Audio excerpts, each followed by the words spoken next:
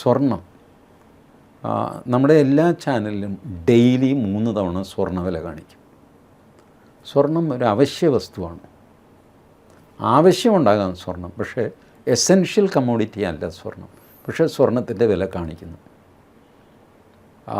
അരിവില കാണിക്കുന്നില്ല, പാവയ്ക്ക, പടവലങ്ങ ഇതിൻ്റെ ഒന്നും വില കാണിക്കില്ല. വെളിച്ചെണ്ണ, റബ്ബർ ഇതിൻ്റെ വില കാണിക്കുന്നില്ല. പത്രങ്ങളിൽ അങ്ങാടി നിലവാരം എന്ന് പറഞ്ഞതിൻ്റെ വില നിലവാരം വരുമായിരുന്നു, അതും ഇപ്പോൾ നിർത്തി. കമ്പോള നിലവാരം എന്ന് പറഞ്ഞു. റേഡിയോയിൽ എല്ലാ ദിവസവും വൈകുന്നേരം കമ്പോള നിലവാരം. ഗ്രാമപ്രദേശത്തൊക്കെ എല്ലാ മനുഷ്യരും കേൾക്കുമായിരുന്നു. വെളിച്ചെണ്ണയുടെ വില എത്ര, കൊപ്രയുടെ വില എത്ര, കൊപ്ര പുകരാശി എന്നൊക്കെ പറഞ്ഞിട്ട് പല വിധങ്ങൾ. ഇതൊക്കെ നിന്നു. Because you have abundant. അതിന് എത്ര വിലയായാലും എന്താ, വാങ്ങാൻ എൻ്റെ കയ്യിൽ കാശുണ്ട്, ഈ രീതിയിൽ. അപ്പോൾ ഇപ്പോൾ ഇതൊന്നും നിർത്തിവെക്കുമെന്ന് മോദി പറഞ്ഞിട്ടില്ല, ഇതൊന്ന് കുറയ്ക്കുമെന്ന് മാത്രമാണ് പറഞ്ഞത്.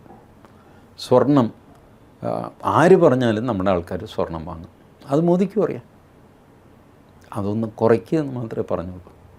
പിന്നെ അത് കുറപ്പിക്കാനുള്ള ഒരു മാർഗം, 10 പവൻ വാങ്ങുന്ന ആൾ 8 പവനാക്കാനുള്ള ഒരു മാർഗം ഇതിന് വില കൂട്ടുക എന്നുള്ളത്. 10 പവനുള്ള കാശൊക്കെ വായുചിത്ത് ശരിയാക്കിയൊക്കെ വെച്ച് 10 പവൻ വാങ്ങാമെന്ന് പറഞ്ഞപ്പോഴാണ് സ്വർണ്ണത്തിൻ്റെ വില ടക്കെന്ന് പറഞ്ഞു ഡ്യൂട്ടി കൂട്ടി സ്വർണ്ണ വില കൂട്ടി. അപ്പോൾ വായുചിത്തിൻ്റെ ഭാര്യ പറയും നമുക്ക് 8 പവനാക്കാം, അല്ല അടുത്ത മാസം വേണ്ട അടുത്ത മാസം ചിലപ്പോൾ ഇത് കൂടുതലാണെങ്കിലും ഇപ്പോൾ തന്നെ 8 അത് വാങ്ങും. ഈ രീതിയിൽ കൺസംഷൻ കുറയ്ക്കാനാണ് ഈ ഡ്യൂട്ടി കൂട്ടിയിരിക്കുന്നത്. ഇനി പെട്രോളിൻ്റെയും ഡീസലിൻ്റെയും വില വർദ്ധിക്കണം. കാരണം ഇതുവരെ അവർ പിടിച്ചു നിന്നത് റഷ്യൻ ഓയിൽ അന്ന് വലിയ ബഹളമായിരുന്നില്ല.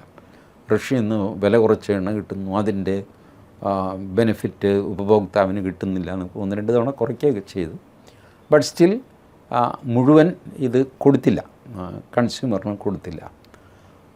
86,000 കോടി രൂപ ഈ ഓയിൽ കമ്പനികൾക്ക് അന്ന് സർപ്ലസ് ജനറേറ്റ് ചെയ്യാൻ പറ്റി. ആ 86,000 കോടി രൂപയാണ് ഫെബ്രുവരി 28 മുതൽ ഈ വില ഇങ്ങനെ പിടിച്ചു നിർത്താനായിട്ട് അവർ ഉപയോഗിച്ചത്. ഇപ്പോൾ അവരുടെ 86,000 കോടി തീർന്നു. Now you have to increase. നമ്മളുടെ കയ്യിൽ ബഫർ സ്റ്റോക്കുണ്ട്. ആ സ്റ്റോക്ക് നമുക്ക് മാർക്കറ്റിലേക്ക് കൊടുക്കാൻ പറ്റില്ല. കാരണം ഇതിനിടയ്ക്കൊരു പാകിസ്ഥാൻ യുദ്ധം ഉണ്ടായെന്ന് വെച്ചോ, എന്ത് ചെയ്യും ഡീസലിനും പെട്രോളിനും? പട്ടാളക്കാരുടെ ടാങ്കിന് ഒഴിക്കാൻ ഡീസലില്ല എന്നുള്ള കണ്ടീഷൻ വരും. അപ്പോൾ നമുക്ക് ഒരു സ്റ്റോക്ക് കയ്യിൽ വെച്ചേ പറ്റുള്ളൂ. ഇതാണ് അവസ്ഥ.